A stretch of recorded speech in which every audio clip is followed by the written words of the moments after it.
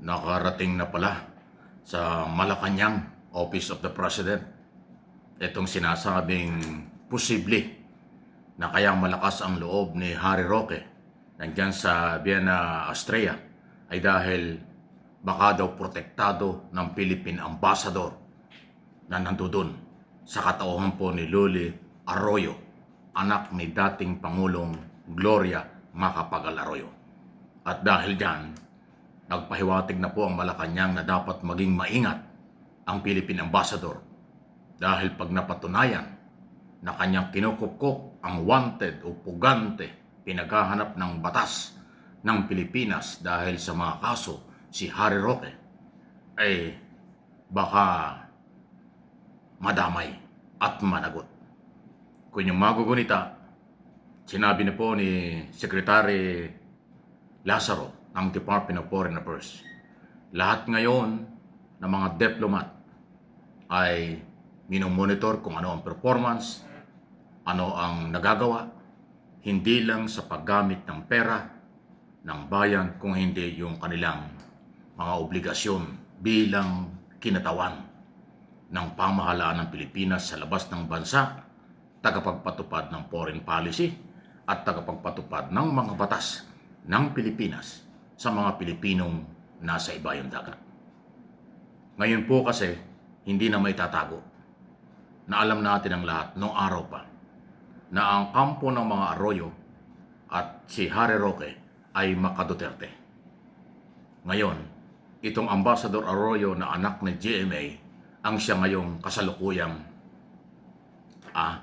nakatalaga dyan sa Vienna, Austria, sa Europe. At doon nagpunta at namamalagi ngayon si Harry Roque matapos na siya ay paalisin umano ng Netherlands. So, problema po yan. Alam niyo kung bakit?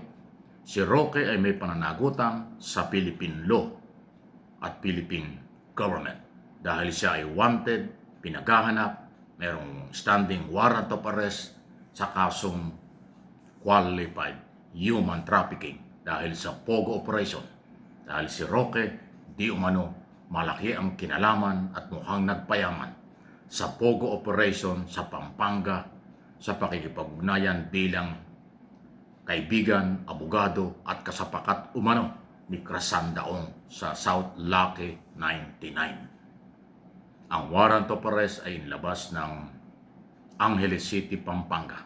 Non-bailable offense. Malinaw po na binabastos ni Harry Roque ang Philippine law at Philippine government. Hindi niya nire-respeto. Ayaw niyang bumalik at nagtatago dyan sa Europe. Samantalang abogado siya. Baka guilty kaya ayaw bumalik. Kasi alam niya na sa oras na siya bumalik ng Pilipinas, nasa airport pa lang, nasa aeroplano pa lang, pwede nang ipatupad ang warrant of arrest. Pero dahil yan naman ay rule of law, due process, bakit hindi niya maharap? Guilty ka ba, Roque? Ngayon, kung diyan ka nagtatago, at mukhang nandiyan ka ngayon sa Austria, may madadamay si Philippine Ambassador Arroyo. Dahil pag napatunayang ganyang kalakas ang loob mo, may ugnayan kayo, protektado ka niya, ipaglabag yan sa trabaho ng isang ambasador. Hindi trabaho ng ambasador kung totoo at may kinalaman sa iyo na ikaw ay proteksyonan. Ang obligasyon ng Philippine Ambassador ipatupad ang Philippine law sa labas ng bansa.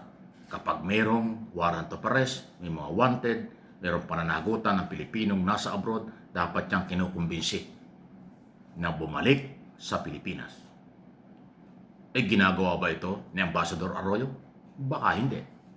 So, baka magulat kayo sa mga susunod na araw, bigla na lang nirecall, bigla na lang nawala si Arroyo dyan sa pagiging ambassador.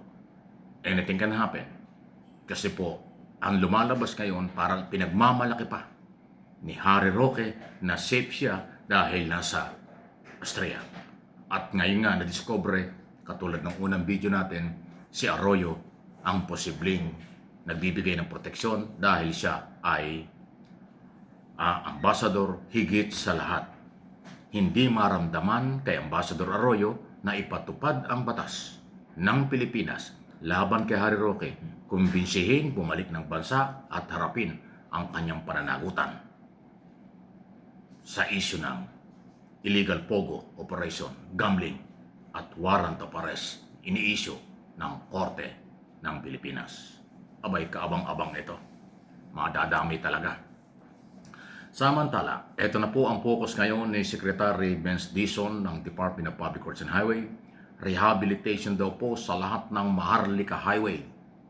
Lahat ng pag sinabing Maharlika Highway, marami po yan. Nationwide yan. Lahat ng Maharlika Highway, lahat ng malaking highway from Apare to Hulo, from Bicol to Visayas and Mindanao. Marami pong mga highway ang talagang kulang na kulang sa rehabilitation. Nako, Secretary, ingat ka dyan. Dyan maraming racket sa rehabilitation. Dyan yung takip-takip lang. Dyan yung patsa-patsa lang. Hindi totoong rehabilitation.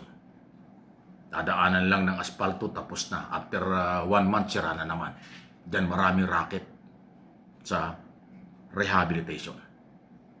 Kung merong racket sa flood control, may racket sa infrastruktura, yung pagsisimula at paggawa ng bagong kalye, sa rehabilitation, matagal nang may racket. Kaya nga paulit-ulit ang pagkasira niyan. Dahil ang PAW, substandard, hindi konkreto ang ginagawa. Pero sabi mo, babantayan mo, tututukan mo, at ito ang pagkakagastusan ng budget ng DPWH ngayong taong ito. Maganda ang layunin. Kasi pag naayos mo ang lahat ng Maharlika Highway, lahat ng National Highway sa buong Pilipinas, mapapabilis ang transportation. Dahil sa ngayon, hindi ko nilalahat, sa totoo lang, maraming highway sa ating bansa ang talagang butas-butas, sira-sira. Parang hindi highway. So pag sinabing Maharlika Highway, malawakang rehabilitation. Malawakang galawan ito. At sabi ni Secretary Dizon, iikutin niya ang buong Pilipinas. Babantayan niya ang rehabilitation. Mukhang kung meron man ng mga bagong infrastruktura, hindi yun ang priority. Ang priority ay pag-aayos, maintenance, i-maintain ang lahat ng mga national highway. Maganda itong galaw na ito, Secretary. Dito masusubukan kung sino ang mga madidiscover mo na mga district engineer at regional director na walang ginawa kundi patsi-patsi, takip-takip lang sa mga butas. Pero milyon-milyon, baka bilyon ang perang nauubos dito taon-taon. Isa po yan sa, kung Maharlika highway, baka merong highway robbery dyan sa rehabilitation nung mga nakaraan. Ngayon, mawala na yung robbery. Kailangan rehabilitation totoo. Yan ang inaasahan natin.